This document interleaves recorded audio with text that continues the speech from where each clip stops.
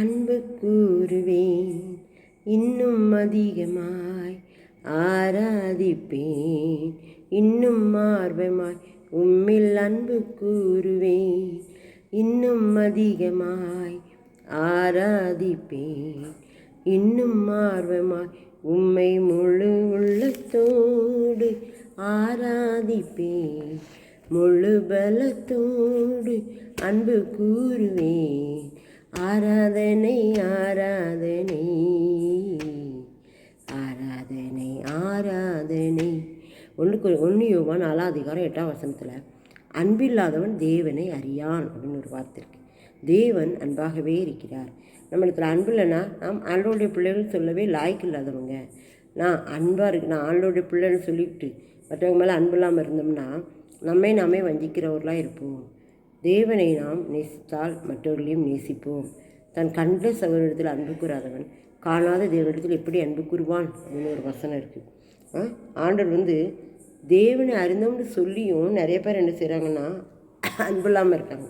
அதனால் அவங்கள பொய்யன் அப்படிங்கிற ஆண்டவர். நாம் எப்படிப்பட்டவர்களாக இருக்கிறோம்? அன்பு கூறுகிறோமா? சகிக்கிறோமா? அன்பு சகலத்தையும் தாங்கும் சகலத்தையும் சகிக்கும் என்று சொல்லப்பட்டிருக்கு. இப்போது நாம் அன்புள்ளவர்களாக இருந்தால் சகித்து கொள்ளுவோம், முறுமுறுக்க மாட்டோம், ஒரு பெரிய பிரச்சனையை ஆக்க மாட்டோம். நம்ம ஆண்டோடத்தில் ஒப்பு கொடுத்து எப்பவும் பொறுமையோடு ஜெபசிந்தியோடு இருப்போம். நம்மை ஆராய்ந்து பார்ப்போம். நாம் அன்புள்ளவர்களாக இருந்தால் மற்றவர்கள் செய்கிறதை சகித்து கொள்கிறோமா? மற்றவர்களுக்காக ஜெபிக்கிறோமா? மற்றவர்களுக்காக பாடுபடுகிறோமா? மற்றவர்களுடைய துன்பங்களை நாம் நினைத்து அவர்களுக்காக ஜெபிக்கிறோமா? நாமும் அவர்களோடு சேர்ந்து நம்ம என்ன செய்யணும், துன்பங்களை சகிக்கிறவர்களாக காணப்படுகிறோமா? நம்மை ஆராய்ந்து பார்ப்போம். நம்முடைய வாழ்க்கையில் அன்பு இருந்துன்னா நம்மை அது பூரணப்படுத்தும். அந்த அன்பு இருந்துன்னா நாம் மற்றவர்களுக்காக என்ன செய்வோம்?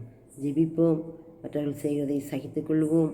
மற்றவர்களுக்காக உதவி செய்வோம். மற்றவர்களுக்காக நஷ்டமடைந்தாலும் பரவாயில்லை என்று சொல்லி நினைப்போம். ஆணையிட்டதில் தனக்கு நஷ்டம் வந்தாலும் தவறாது இருக்கிறான் அப்படின்னு ஒரு வார்த்தை இருக்குது சங்கீதத்தில். அப்போ நமக்கு நஷ்டம் வந்தாலும் நம்ம தவறாமல் இருப்போம்னா அன்பு இருந்தால் தான் அது முடியும். யோவான் சுவிசேஷன் இந்த யோவான் எழுதினவர் ஒரு அன்புள்ள சீசனாக, ஆண்டோடைய மார்பில் சாய்ந்த சீசனாக இருந்தார். அந்த யோவான் தான் இதெல்லாம் எழுதியிருக்காரு. அவர் எழுதின எல்லா வசனங்களையும் பார்த்தீங்கன்னா அன்பை பற்றி தான் சொல்லப்பட்டிருக்கும். நாம் அந்த அன்பை கொண்டவர்களாய் காணப்படுகிறோமா? நாம் அன்புள்ளவர்களாக இருக்கிறோமா? நம்மை ஆராய்ந்து பார்ப்போம். நாம் அன்புள்ளவர்களாக இருந்தால் சகலத்தையும் தாங்குவோம், சகலத்தையும் சகிப்போம். நம்மை பற்றி மற்றவர்கள் அவதராக பேசினாலும் பொறுமையோடு சகிப்போம், அவர்களை மன்னிப்போம். ஆமென்.